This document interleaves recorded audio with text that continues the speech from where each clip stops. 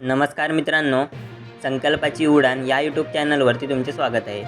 ठरलं तर मग या मालिकेच्या आजच्या भागात सुरुवातीला सर्वजण साक्षीशी अगदी आपली भावी सून या नात्याने गोड बोलत असतात.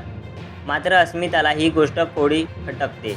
घरातून निघण्यापूर्वी साक्षीला बघून न घेणारे सर्व आता अचानक तिच्याशी गोड कसे काय बोलू लागले असा तिला संशय येतो आणि ती पटकन याबद्दल बोलायला जाते तेव्हा वेळीच कल्पना तिला थांबवते आणि विषय बदलते. अस्मिताला सर्वजण वेगवेगळ्या विषयातून गुंतवून ठेवतात.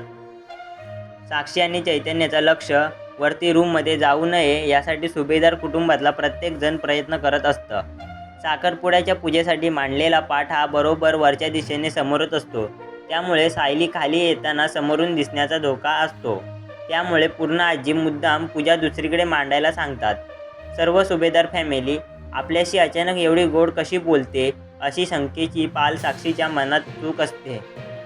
तसंच सगळेजण इथे असताना नेमकी सायली दिसत नाही हे तिच्या लक्षात येतं. त्यामुळे हा सर्व सुभेदारांचा डाव आहे असं तिला वाटू लागतं. म्हणून ती चैतन्याला सायलीबद्दल विचारते.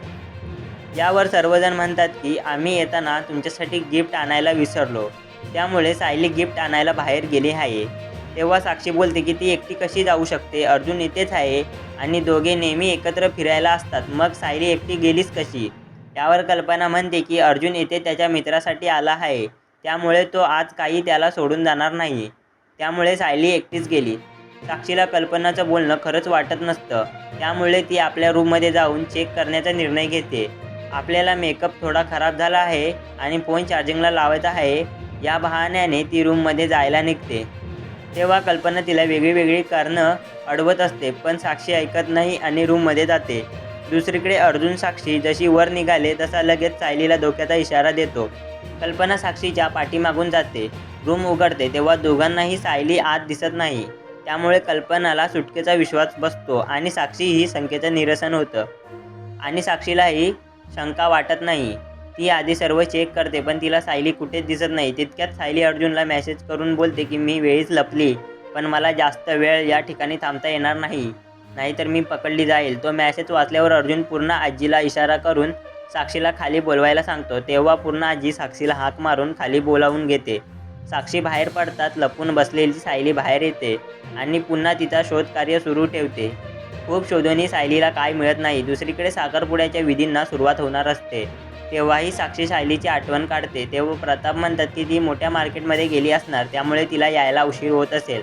अर्जुन पुन्हा एकदा वेळ सावरण्यासाठी पूर्ण आजीला इशारा करतो.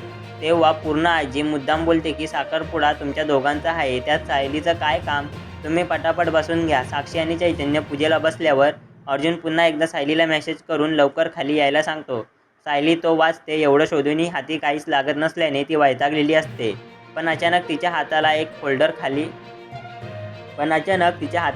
फोल्डर खाली पडतं आणि साक्षीचे कुणालसोबतचे फोटो, प्रेम पत्र, ग्रीटिंग कार्ड्स या सर्व गोष्टी तिच्या हाती लागतात आणि तिलाही धक्का बसतो.